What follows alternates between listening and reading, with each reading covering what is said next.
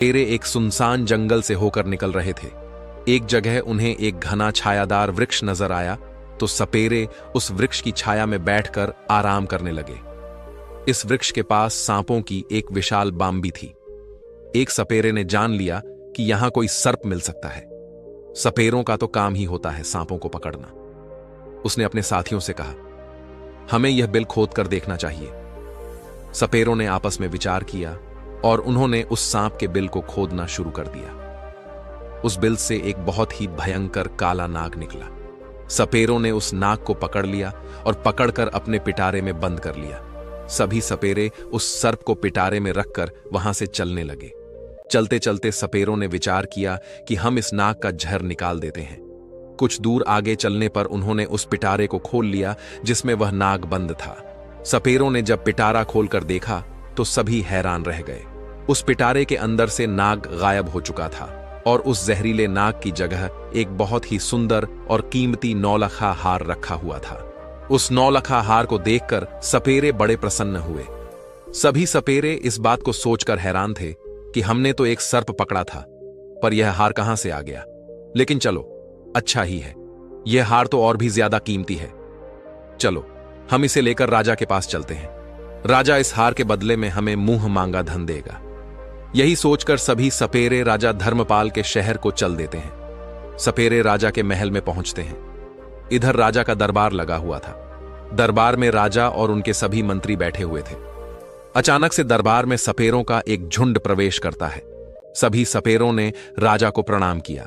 राजा ने जब सपेरों को दरबार में देखा तो उन्हें बैठने के लिए कहा और आने का कारण पूछा।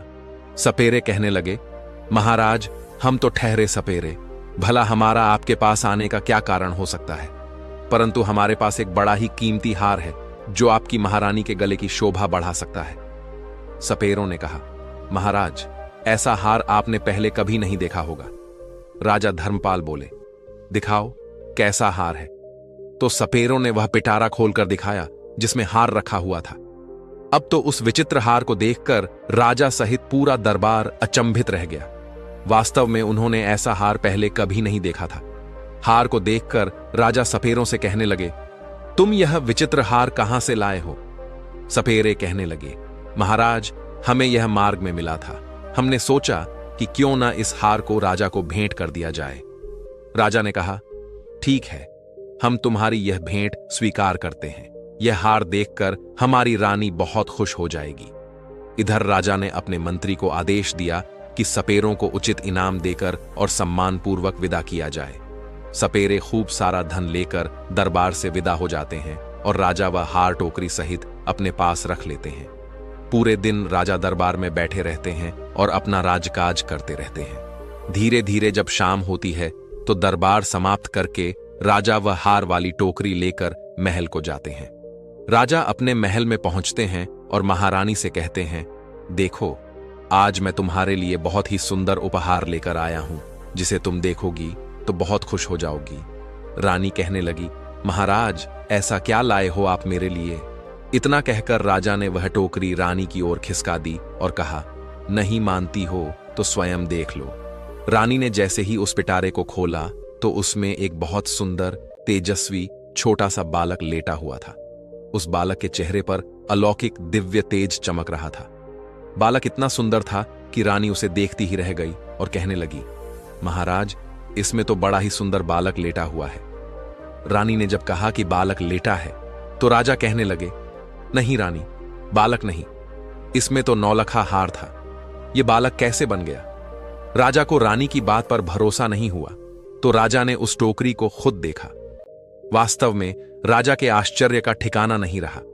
बालक को देखकर राजा और भी ज्यादा प्रसन्न हो गए, क्योंकि राजा को पहले से कोई संतान नहीं थी। राजा और रानी हर समय संतान के बारे में सोचकर दुखी रहते थे। अब तो राजा और रानी दोनों ने विचार किया कि यह पुत्र हमें भगवान ने प्रदान किया है और आज से हम दोनों इसे अपना पुत्र मानकर इसका लालन पालन करेंगे। और यह बात किसी को पता भी नहीं चलनी चाहिए कि राजा ने जो हार खरीदा था वह बालक बन गया है। लेकिन राजा की कुछ दासियां वहां उनका वार्तालाप सुन रही थीं। इधर रानी ने पूछा, महाराज, बालक तुम्हें किसने दिया है। तो राजा ने बताया, राज दरबार में सपेरों का एक झुंड आया था। उन्होंने ही हमें एक पिटारी में रखकर नौलखा हार भेंट किया था, परंतु ईश्वर की कृपा से दरबार से महल को आते आते यह हार एक सुंदर बच्चा बन गया। अब आज से यह बालक हमारा पुत्र है और आगे चलकर यही हमारी राजगद्दी का मालिक होगा। उसी दिन से राजा और रानी उस बालक को अपने पुत्र की तरह पालने लगते हैं। एक दिन राजा ने अपने दरबार में यह घोषणा कर दी कि हमारी रानी के गर्भ से एक सुंदर पुत्र ने जन्म लिया है। यह सब सुनकर प्रजा ने बड़ी खुशी मनाई। संपूर्ण नगर में उत्सव मनाया गया। राजा और रानी बड़े प्रसन्न थे और बहुत प्रसन्नता पूर्वक उस बालक का लालन पालन हो रहा था। धीरे धीरे वह बालक बड़ा होने लगा और जैसे जैसे समय गुजरता गया वह जवान होता चला गया। धीरे धीरे वह समय भी आ गया जब वह लड़का विवाह के योग्य हो गया। महाराज के मन में विचार आया कि अब मेरे पुत्र का विवाह कर दिया जाए। एक दिन राजा ने अपनी महारानी से कहा, अब हमारा पुत्र विवाह के योग्य हो गया है और अब इसका विवाह एक सुंदर कन्या से कर देना चाहिए। राजा का यह प्रस्ताव रानी को भी बहुत पसंद आया। रानी बोली, महाराज, इस शुभ काम में देरी कैसी? जितनी जल्दी हो सके आप मेरे पुत्र का विवाह कर दीजिए। साथियों, राजा धर्मपाल के राज्य से लगा हुआ एक दूसरा राज्य था। उस राज्य के राजा का नाम था वीरेंद्र प्रताप। उस राजा की एक बड़ी सुंदर कन्या थी। उसका नाम था शोभिता। जब उस राजा की कन्या शोभिता का जन्म हुआ था तो राजा ने उसे समस्त विद्याओं का ज्ञान करवाया। इसलिए वह कन्या 16 विद्याओं में निपुण थी। राजा विचार करने लगे कि मुझे अपनी पुत्री का विवाह कर देना चाहिए। राजा ने दरबार में पुरोहित को बुलवाया और टीका की सामग्री देकर पुरोहित को अपनी पुत्री शोभिता के लिए योग्य वर ढूंढने के लिए भेज दिया। राजा ने पुरोहित से कहा कि जाओ और हमारी पुत्री के योग्य किसी राजकुमार को टीका करके आना। पुरोहित जी राजकुमारी के टीका की सामग्री लेकर दूसरे राज्यों के लिए निकल पड़ते हैं और कई राज्यों में घूमने लगे, लेकिन उन्हें उस पुत्री के समान तेजस्वी और सुंदर राजकुमार नहीं मिला। वह घूमते घूमते परेशान हो गए। अंत में चलते चलते राजा धर्मपाल की नगरी में पहुंच जाते हैं। राजा धर्मपाल का दरबार लगा हुआ था। अचानक से पुरोहित का दरबार में आगमन होता है। राजा धर्मपाल देखते ही समझ जाते हैं कि यह कोई ब्राह्मण है जो किसी राजा की कन्या का रिश्ता लेकर यहां आए हैं। राजा पुरोहित से पूछते हैं कि आप लोग कौन हैं और कहां से आए हैं। पुरोहित बोला, महाराज, मैं राजा वीरेंद्र प्रताप का पुरोहित हूं और उनकी कन्या शोभिता का टीका लेकर आए हैं। हमारे राजा की कन्या राजकुमारी शोभिता बड़ी रूपवान और 16 विद्याओं में पारंगत है। हमने सुना है कि आपका राजकुमार भी विवाह के योग्य है। तब राजा धर्मपाल कहते हैं, हमारा एक पुत्र है और वह बहुत ही सुंदर और योग्य है। लेकिन राजा धर्मपाल को यह ध्यात नहीं था कि उनका जो पुत्र है वह एक नाग है। राजा ने अपने पुत्र को जब पुरोहित को दिखाया तो पुरोहित राजकुमार को देखते ही प्रसन्न हो गए और उनको राजकुमार पसंद आ गया। वे राजकुमारी शोभिता का विवाह पक्का करके अपने राज्य को लौट जाते हैं। धीरे धीरे समय गुजरा। कुछ दिनों के बाद जब विवाह का उचित समय आया तो राजा धर्मपाल अपने पुत्र को सजाकर दूल्हा बनाकर राजा वीरेंद्र प्रताप के यहां बारात लेकर पहुंचते हैं।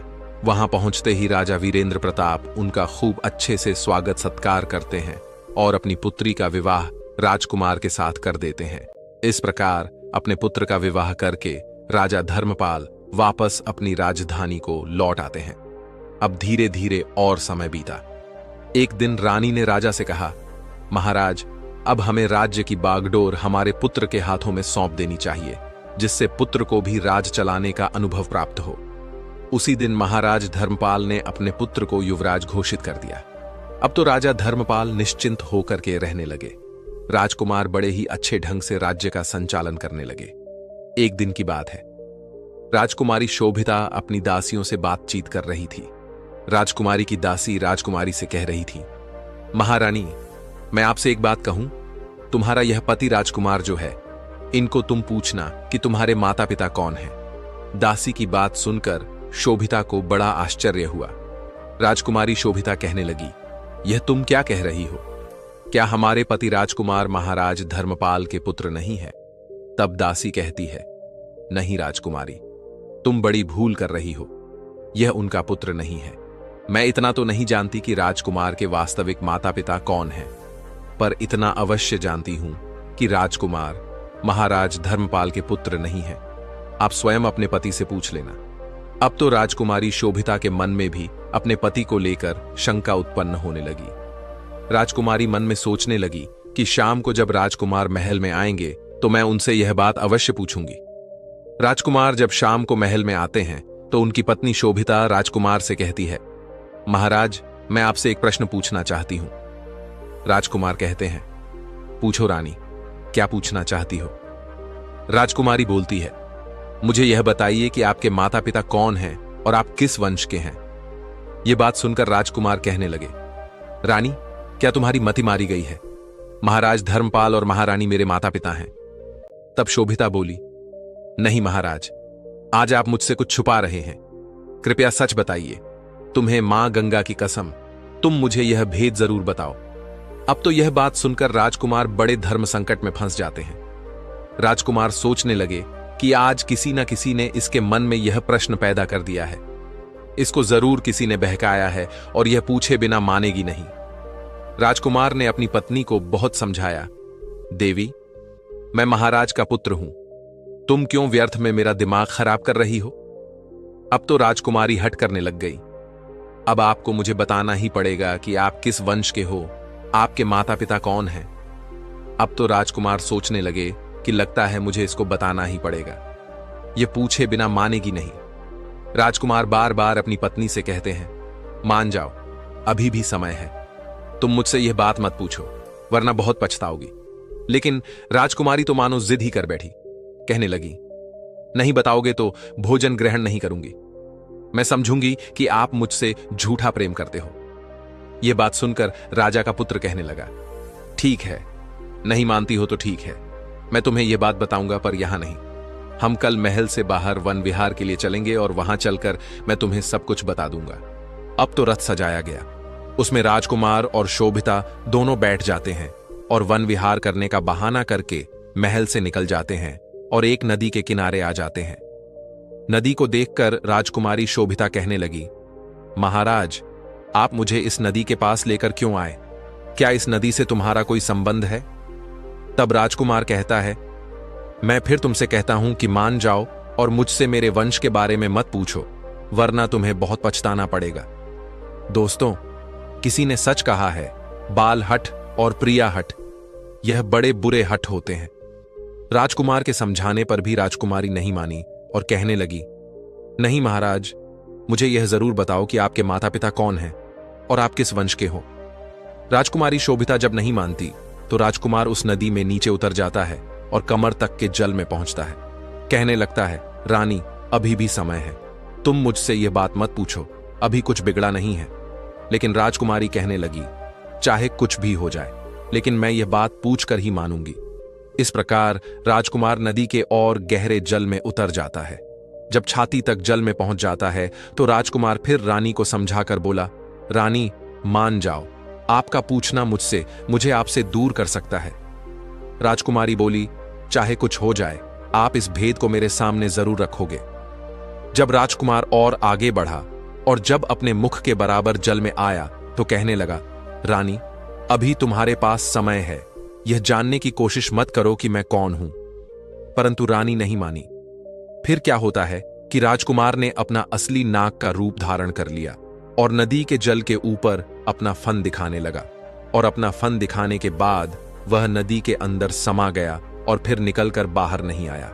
राजकुमारी शोभिता ने राजकुमार को खोजने की बहुत कोशिश की, मगर राजकुमार का कहीं पता नहीं चला। जब काफी देर हो गई और राजकुमार नहीं लौटा तो राजकुमारी शोभिता घबरा गई, क्योंकि अब उसका पति नाग बनकर कहीं चला गया था। शोभिता ने वहां उसे खोजने की बहुत कोशिश की, बहुत प्रतीक्षा की, लेकिन वह नहीं मिला। अब तो शोभिता अपने रथ को लेकर अपने सारथी से कहती है, चलो, महल को चलो और महाराज को सूचित करो कि उनके पुत्र नदी में डूब गए हैं। सारथी ने जाकर महाराज धर्मपाल को यह खबर दी और कहा, महाराज, आपके पुत्र राजकुमार नदी में विलुप्त हो गए हैं। यह सब सुनकर राजा को बड़ा दुख होता है। राजा अपने सैनिकों को आदेश देते हैं, जाओ, नदी के जल को खंगालो और राजकुमार की लाश को तलाश करो। राजा के सैनिक रानी शोभिता, महाराज और महारानी के साथ उस नदी पर पहुंचते हैं। नदी में जगह जगह जाल डलवाए गए, लेकिन कोई सफलता नहीं मिली। नदी में कई गोताखोरों ने राजकुमार की लाश की तलाश की, मगर कुछ हाथ नहीं लगा। अब तो उदास होकर राजा, रानी और राजकुमारी शोभिता वापस अपने महल को लौट आते हैं। राजा धर्मपाल तो वृद्ध हो चुके थे और पुत्र का दुख उनके ऊपर और आ गया। राजा के मन में तो यही था कि नदी में डूबकर उनका पुत्र मर गया है। महारानी शोभिता भी बड़ी दुखी रहने लगी और मन में अपने आप को कोसने लगी कि मैंने बहुत बुरा किया। मेरे इन्हीं कर्मों के कारण आज मेरा पति मुझसे दूर चला गया है। यदि मैं उनसे उनके वंश के बारे में पूछने की जिद ना करती तो शायद मेरा पति मुझसे दूर नहीं होता। उसे अपनी गलती का बड़ा पछतावा हो रहा था। उसे कुछ समझ नहीं आ रहा था कि अब वह क्या करे। लेकिन राजकुमारी शोभिता बड़ी विद्वान थी, 16 विद्याओं में निपुण थी। काफी सोच विचार करने के बाद उसने एक फैसला किया। राजकुमारी ने अपने संपूर्ण नगर में यह घोषणा करवा दी कि कोई भी व्यक्ति उसे कोई नई बात सुनाएगा तो उसके बदले में उनको उचित इनाम दिया जाएगा। चाहे कोई आपबीती हो या फिर प्राचीन घटना से संबंधित कोई भी कहानी या कथा हो, जो कुछ भी कोई सुनाएगा उसको उचित इनाम दिया जाएगा। अब तो रानी शोभिता रोज कथा सुनती। रानी शोभिता के पास कथा सुनाने वालों की भीड़ लगी रहती थी। कोई रामायण की कथा सुना रहा था, कोई किसी राजा का इतिहास सुनाता था। अब तो राजकुमारी शोभिता का यही काम था। वे सुबह से लेकर शाम तक नई नई कहानियों को सुनती रहती थीं। इस प्रकार कुछ समय निकला। एक दिन क्या हुआ कि उसी राज्य का एक बूढ़ा आदमी पास के ही एक जंगल से गुजर रहा था। उस बूढ़े आदमी को उस जंगल को पार करते करते जंगल में ही रात्रि हो गई। जब रात्रि हो गई तो वह मन में सोचने लगा, अब रात में आगे चलना ठीक नहीं है, क्योंकि जंगल में आगे हिंसक पशु भी मिल सकते हैं। यही सोचकर बूढ़ा आदमी उस जंगल में एक पीपल के पेड़ के ऊपर चढ़कर बैठ जाता है। रात्रि का समय था। वृद्ध व्यक्ति को डर के मारे नींद नहीं आ रही थी। इधर जब रात के 12 बजे का समय होता है तो उसने देखा कि बाहर एक झाड़ू लगाने वाला आया और पूरे जंगल में उसने झाड़ू लगा दी। फिर उसने देखा कि पानी का छिड़काव करने वाला आया। उसने भी हर जगह पानी का छिड़काव कर दिया। बाद वहां पर कुर्सियां लगनी शुरू हो गईं। फिर एक सिंहासन आता है। बूढ़ा आदमी पीपल के पेड़ पर बैठा यह सब देख रहा था। उसने देखा कि वहां पर सभा होने लगी। वह बूढ़ा व्यक्ति बहुत घबरा रहा था और मन में सोच रहा था कि यह सब क्या हो रहा है, ये लोग कौन हैं और क्या आज यह मुझे जिंदा छोड़ेंगे या नहीं। वहां एक से बढ़कर एक विचित्र अतिथि आने शुरू हो गए। वे विचित्र इसलिए भी क्योंकि उनका आधा शरीर सर्प का था और आधा शरीर मनुष्य का था। दिव्य शरीर वाले नाग देखने में बड़े भयंकर लग रहे थे। उनका दरबार वहां सज रहा था और जब सभी लोग वहां आ गए तो वहां 2 सिंहासन और भी थे। कुछ देर बाद नागों के राजा और उनके पुत्र युवराज दोनों वहां आकर बैठ जाते हैं। संपूर्ण दरबार में उनका बड़ा स्वागत किया गया। उनके बीच चर्चा होनी थी। वहां चर्चाएं हो रही थीं और जो राजकुमार था उस नागराज का पुत्र चुपचाप नीचे गर्दन किए हुए बैठा था। उस दरबार में इस बात की चर्चा हो रही थी कि राजकुमार का विवाह किया जाए। विवाह के संबंध में चर्चाएं चल रही थीं। अब राजकुमार के विवाह का नाम आया। उसने नीचे गर्दन कर ली और वह बड़ा उदास हो गया। कुछ समय तक उनकी चर्चाएं चलती रहीं और इधर वह वृद्ध आदमी भी उस पीपल के पेड़ पर बैठा हुआ उनकी सभी बातों को सुन रहा था और मन ही मन सोचने लगा कि यहां किस बात की चर्चा हो रही है। ये कौन लोग हैं? लगता है आज मैं इनसे जीवित बच पाऊंगा या नहीं। डर के कारण वह उस वृक्ष की एक डाली पर चिपका हुआ लेटा रहता था। इधर 3-4 घंटे के बाद दरबार वहां से भंग होता है। सभी अतिथि वहां से जा चुके थे, परंतु वह नागराज और उसका पुत्र वहां से चलकर उस पीपल के वृक्ष की तरफ आते हैं। उस पीपल के पेड़ पर बैठा हुआ वह बूढ़ा आदमी सोचने लगा, मेरी तरफ आ रहे हैं, लगता है अब यह मुझे जिंदा नहीं छोड़ेंगे, क्योंकि इन्हें पता चल गया है कि मैं इस वृक्ष पर बैठा हूं।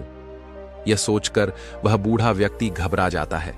परंतु उस नाग ने क्या किया कि वह उस पीपल की जड़ में बैठकर कुछ देर रोया और अपनी रानी शोभिता को याद किया। यह सभी बातें वह बूढ़ा आदमी सुन रहा था कि यह तो बड़ा ही चमत्कार है और यह मैं क्या देख रहा हूं। और कुछ देर रोने के बाद, हाय शोभिता, हाय शोभिता, ऐसा कहने के बाद वह नाग भी वहां से चला जा रहा था। धीरे धीरे सवेरा होने लगता है। प्रातःकाल जब हुआ तो वह बूढ़ा आदमी उस वृक्ष के नीचे उतरता है और नीचे उतरने के बाद वापस अपने नगर को लौट आता है और मन में सोचने लगा, वैसे भी मैं बहुत गरीब आदमी हूं और रानी शोभिता भी नई कहानी सुनती रहती है, तो क्यों न चलकर के इस बात को महारानी शोभिता को सुनाया जाए। इसके बदले में महारानी मुझे बहुत सारा धन देगी और मैं पैसे वाला हो जाऊंगा। ऐसा विचार करके वह बूढ़ा आदमी उसी जगह आ जाता है जहां रानी शोभिता का मंडप लगा हुआ था, जहां रानी शोभिता रोज कथा सुना करती थी। वहां एक से बढ़कर एक बड़े विद्वान रानी को कहानी सुना रहे थे। कुछ घंटे इंतजार करने के बाद उस बूढ़े आदमी का कहानी सुनाने का नंबर आता है। वह महारानी शोभिता से कहने लगा, महारानी, आज मैंने बड़ा विचित्र दृश्य देखा। आज मैं तुमको आंखों देखी घटना सुना रहा हूं। आज रात में जब मैं जंगल से गुजर रहा था तो रात होने की वजह से मैं उस जंगल में फंस गया। रात होने की वजह से मैंने वहीं रुकना उचित समझा और मैं उसी जंगल में एक पेड़ पर चढ़कर बैठ गया। मैं सुबह होने का इंतजार करने लगा। मैंने वहां देखा कि वहां एक नागराज का दरबार लगा था। उन सब का आधा शरीर मनुष्य का था और आधा शरीर नाग का। ऐसे विचित्र प्राणी उस दरबार में आए थे कि मैं उन्हें देखता ही रह गया। कुछ देर देखने के बाद मैंने विचार किया कि ये लोग मुझे मारेंगे तो नहीं, परंतु मैं उस पीपल के वृक्ष पर चिपका हुआ उनकी बातें सुनता रहा। जब दरबार समाप्त हुआ तो वहां से नागों के राजा का पुत्र एक दिव्य रथ में बैठकर जिस पीपल के वृक्ष पर मैं बैठा था उसी वृक्ष की ओर आया। वह उस रथ से उतरा और पीपल के वृक्ष के नीचे बैठकर कुछ देर हाय शोभिता कहकर रोता रहा। उसके बाद वह वहीं से अदृश्य हो गया। अब यह बात जब राजकुमारी शोभिता ने सुनी तो उस बूढ़े आदमी से कहने लगी, बाबा, मैं तुम्हें इतना धन दूंगी कि तुम्हारी कई पीढ़ियां बैठकर खा सकती हैं, परंतु तुम मुझे उस स्थान पर लेकर चलो जहां तुमने उस राजकुमार को रोते हुए देखा। यह सब सुनकर बूढ़ा आदमी घबरा जाता है और कहता है, राजकुमारी, अब मैं वहां नहीं जाऊंगा। वहां जाने से मुझे बहुत डर लग रहा है। तब राजकुमारी कहती है, नहीं बाबा, तुम चिंता मत करो, तुम्हें मेरे साथ वहां चलना ही पड़ेगा। इतना कहकर रानी शोभिता ने एक सोने की मोहरों से भरी हुई थैली उस बूढ़े आदमी को दे दी और कहा, मैं तुम्हें और भी सोने की मोहरें दूंगी, तुम मुझे उस स्थान पर पहुंचा दो। बूढ़ा आदमी रानी द्वारा दी गई सोने की मोहरों को देखकर खुश हो जाता है और वह राजकुमारी शोभिता को लेकर उस जंगल की तरफ चल देता है। उसी स्थान पर जाकर बूढ़े आदमी ने बताया, राजकुमारी, मैंने इसी पीपल के वृक्ष के ऊपर बैठकर सब कुछ देखा। राजकुमारी बोली, तो बाबा, मैं भी आज उन्हें अपनी आंखों से देखना चाहती हूं। इस प्रकार बूढ़ा आदमी और रानी शोभिता उस वृक्ष के ऊपर चढ़कर बैठ जाते हैं और वह इंतजार करते हैं उस दरबार का। इंतजार करते करते पूरी रात निकल जाती है, लेकिन वहां पर कोई नहीं आता है। उस दिन ना तो कोई दरबार सजता है और ना कोई नाग आता है। अब तो शोभिता उस वृद्ध व्यक्ति पर क्रोधित हो जाती है और कहती है, बाबा, तुमने झूठ बोला है और इसके लिए मैं तुम्हें कड़ी से कड़ी सजा दे सकती हूं। वह बूढ़ा आदमी कहने लगा, नहीं महारानी, मैंने कोई झूठ नहीं बोला था। मैंने जो अपनी आंखों से देखा था वही बताया था। रानी बोली, तो फिर आज क्या हुआ? बूढ़े व्यक्ति ने कहा, यह मैं भी नहीं जानता कि वह लोग आज क्यों नहीं आए। रानी बेहद ही निराश होकर अपने महल को लौट आती है। इधर बूढ़ा आदमी मन ही मन परेशान रहने लगता है कि मैं रानी के सामने झूठा पड़ गया। वह बूढ़ा आदमी सोचने लगता है कि उस दिन कौन सी स्थिति थी जिस दिन उस जंगल में दरबार लगा था। उसने यह बात ज्योतिषियों से पूछी। ज्योतिषियों ने बताया कि उस दिन पूर्णिमा की तिथि थी। चंद्रमा पूर्ण तरह से उदय हुआ था और ऐसे अवसर पर देवताओं की सभाएं कुछ क्षेत्रों में हुआ करती हैं। हो सकता है तुमने उस सभा को देख लिया होगा। अब तो वह बूढ़ा आदमी सोचने लगा कि अगली पूर्णिमा आएगी तो मैं रानी को लेकर वहां जाऊंगा। महारानी ने भी उस बूढ़े आदमी से कह दिया था, यदि तुम मुझे वह दृश्य दिखा दोगे तो मैं तुम्हें बहुत बड़ा इनाम दूंगी। इधर धीरे धीरे समय बीता और जब अगली पूर्णिमा की तिथि आई तो वह बूढ़ा आदमी महल में पहुंचता है और महारानी से कहता है, महारानी, आज आप मेरे साथ उस जंगल में चलो, आज मैं आपको वह दृश्य दिखाऊंगा। महारानी शोभिता और बूढ़ा आदमी दोनों जंगल की ओर चल देते हैं। वहां पहुंचकर रानी शोभिता और वह बूढ़ा आदमी उस पीपल की जड़ में छुपकर बैठ जाते हैं। जब रात्रि के 12 बजे का समय नजदीक आता है तो वहां एक झाड़ू लगाने वाला आता है। उसने झाड़ू लगाया। पानी का छिड़काव करने वाला आया। उसने पानी का छिड़काव किया। फिर थोड़ी देर बाद दरबार सजने लगता है। धीरे धीरे वहां नाग लोग आने लगते हैं। उन नागों का आधा शरीर मनुष्य का था, आधा शरीर नाग का था। बूढ़े आदमी ने इशारे से कहा, महारानी, अब आप ध्यान से देख लो, यही मैंने उस दिन देखा था। रानी शोभिता उस दृश्य को बड़े गौर से देख रही थी और कुछ समय बाद रानी का पति नाग आता है, जो उस नागराज का पुत्र था। उसका आधा शरीर नाग का था और आधा शरीर मनुष्य का था। महारानी ने उसे देखा तो पहचान गई और कहने लगी, यही मेरा पति है। महारानी सोचने लगी, अब इसको मैं कैसे पा सकती हूं? यह मुझे कैसे प्राप्त हो सकता है? महारानी हिम्मत करके धीरे धीरे उस वृक्ष की कोठर से बाहर निकलने लगी। उधर वह बूढ़ा आदमी डर रहा था और बूढ़े आदमी ने राजकुमारी से कहा था, राजकुमारी, आप थोड़ी देर प्रतीक्षा कीजिए। 3-4 घंटे तक वह सभा चलती रही। जब सभा समाप्ति का समय हुआ तो सभी लोग वहां से चले गए। राजकुमार भी उस पीपल के पेड़ के पास आकर बैठकर रोने लगा। उसे देखकर रानी शोभिता डर गई, क्योंकि उसका आधा शरीर नाग का था, आधा मनुष्य का चेहरा था, जो उसके राजकुमार का ही था। अपने पति को रोता देखकर राजकुमारी से रुका नहीं गया और राजकुमारी शोभिता निकलकर उसके पास आ जाती है और उसका हाथ पकड़ लेती है। अचानक से महारानी शोभिता को सामने खड़ा देखा तो राजकुमार एकदम से घबरा जाता है और कहने लगता है, रानी तुम। रानी कहने लगी कि मैंने तुम्हें खोजने के लिए क्या क्या नहीं किया, परंतु अब मैं तुम्हें कहीं भी जाने नहीं दूंगी। यह सुनकर राजकुमार कहने लगा, नहीं रानी, अब तो बहुत देर हो चुकी है, अब तुम मुझे प्राप्त नहीं कर सकती। यहां जो सभा होती रहती है वह मेरे विवाह को लेकर ही होती है। मेरे पिता इस सभा में मेरे विवाह का प्रस्ताव रख चुके हैं और जब तीसरी सभा होगी तो उस सभा में मेरा विवाह तय हो जाएगा। और जब मेरा विवाह तय हो जाएगा तो बताओ, मैं तुम्हारे साथ कैसे रह पाऊंगा? मुझे तो अपनी पत्नी के साथ रहना पड़ेगा। तुमने तो मुझे त्याग दिया है। मैंने उस दिन तुम्हें बार बार समझाया था कि मुझसे मेरा वंश मत पूछो। राजकुमार की बात सुनकर रानी शोभिता रोने लगती है और बार बार अपने किए की क्षमा राजकुमार से मांगती है। राजकुमार कहता है, राजकुमारी, रोने का समय नहीं है। मैं तुम्हें एक उपाय बताता हूं। यदि तुमने वह उपाय कर लिया तो शायद मैं तुम्हें प्राप्त हो जाऊंगा। रानी शोभिता बोली, जो उपाय तुम बताओगे मैं वही करूंगी, लेकिन तुम्हें मेरे साथ रहना होगा। राजकुमार बोला, रानी, अब मेरे जाने का समय हो गया है। मुझे मेरे पिता के दरबार में पहुंचना है, परंतु अगली पूर्णिमा के दिन तुम्हें इसी प्रकार यहां आकर बैठना होगा। और जब यहां सभा लगने लगे तो ध्यान रखना, तुम चुपचाप महाराज के सिंहासन के नीचे जाकर छुप जाना। और जब मेरे विवाह की बात चले तो तुम उस सिंहासन के नीचे से निकलकर महाराज के सामने जाकर खड़ी हो जाना और फिर तुम मुझे महाराज से मांग लेना। अगर महाराज ने कह दिया तो मैं तुम्हें प्राप्त हो जाऊंगा। इतना कहकर वह नाग वहां से अदृश्य हो जाता है। इधर महारानी शोभिता और बूढ़ा आदमी भी अपने नगर को लौट आते हैं। रानी दुखी रहने लगी कि पता नहीं मैं राजकुमार को प्राप्त कर पाऊंगी या नहीं। इधर राजा धर्मपाल भी अपने पुत्र शोक में दिन रात दुखी रहते थे। धीरे धीरे समय निकला।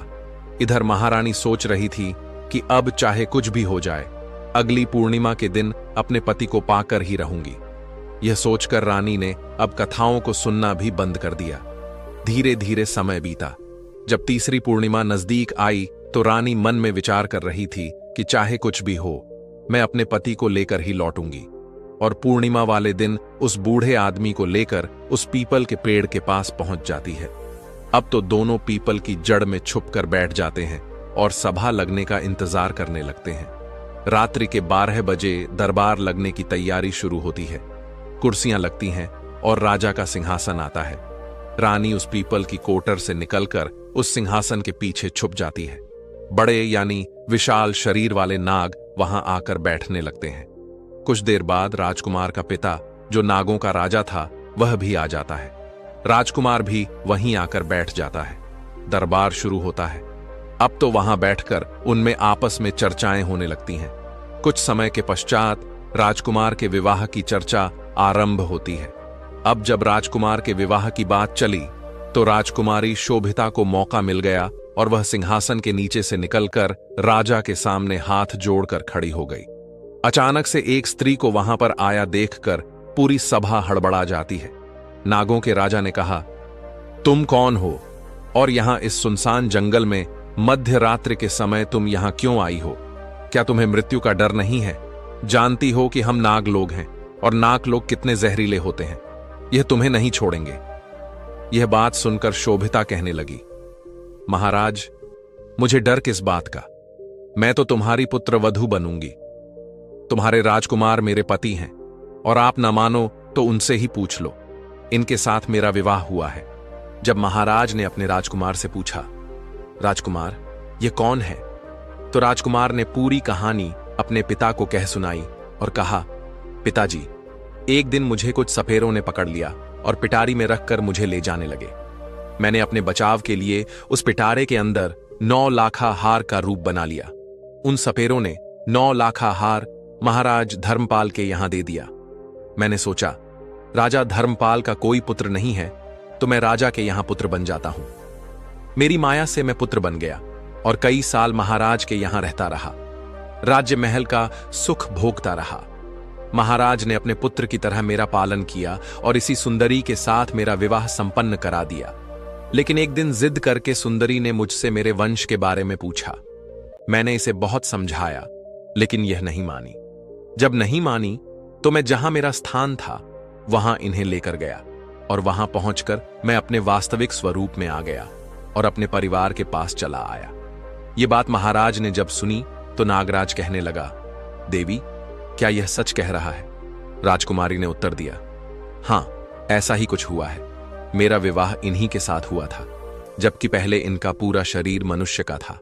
शोभिता की बात सुनकर नागराज ने अपने पुत्र को फटकार लगाई और कहा, पहले तो तुमने हमारी परंपरा के खिलाफ जाकर पृथ्वी लोक पर विवाह किया और फिर तुम इस स्त्री को छोड़कर हमारे पास वापस आ गए। तुमने यह अपराध किया है। अब मैं तुम्हें श्राप देता हूं कि जब तक यह स्त्री जीवित रहेगी तब तक तुम पृथ्वी लोक पर रहकर इनका साथ दोगे। इसे छोड़ नहीं सकते। इसे अपनी पत्नी के रूप में रखना होगा और जिस राजा के तुम पुत्र बने थे उस राजा का राज्य भी तुम्हें ही संचालित करना होगा। उस राजा की सेवा करनी होगी। जब तक वहां का कार्यकाल समाप्त नहीं हो जाता तब तक तुम हमारे साथ नागोक में नहीं लौट पाओगे। अब मैं तुम्हारा विवाह किसी और से नहीं करूंगा। नागराज ने शोभिता को उसका पति प्रदान कर दिया। राजकुमार अब अपने पहले वाले स्वरूप में आ गया।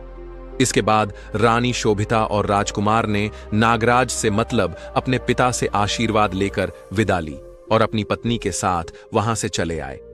राजकुमार अपनी नगरी में पहुंचे तो वहां पहुंचकर उन्होंने देखा कि पुत्र शोक में व्याकुल होकर महाराज की स्थिति बहुत ही खराब थी। महाराज के पास जब उसका पुत्र पहुंचा तो महाराज ने देखा और वह बड़े प्रसन्न हुए। उन्हें ऐसा लगा जैसे समस्त बीमारियों से अभी अभी छूटे हों। पूरे महल में खुशियां मनाई गईं। राजा साहब ने पूरे नगर में यह खबर भिजवा दी कि हमारा राजकुमार बेटा वापस लौट आया है। यह सुनकर संपूर्ण नगर में प्रसन्नता से उत्सव मनाया गया और राजा धर्मपाल और उनकी महारानी अपने पुत्र को पाकर बहुत खुश हुए। इस प्रकार से रानी जल्दी ही अपने खोए हुए पति को पा लेती हैं और बड़े प्रेम के साथ अपने पति के साथ ही जिंदगी बिताने लगती है। दोस्तों, गिद्ध कहता है कि चाहे कोई कितना ही प्रिय क्यों न हो, अगर उसकी जिद से आपके प्राण जाते हैं तो वह हठ उसका कभी पूरा नहीं करना चाहिए। दूसरा, जिस बात को बताने से स्वयं पर या परिवारजनों पर संकट आता हो तो वह बात कभी नहीं बतानी चाहिए। तीसरा, जिस बात के कहने से स्त्री का, पिता का, माता का अपमान होता हो या आपकी मान प्रतिष्ठा धूमिल होती हो तो भी उस बात को कभी नहीं कहना चाहिए। साथियों, उम्मीद है आपको कहानी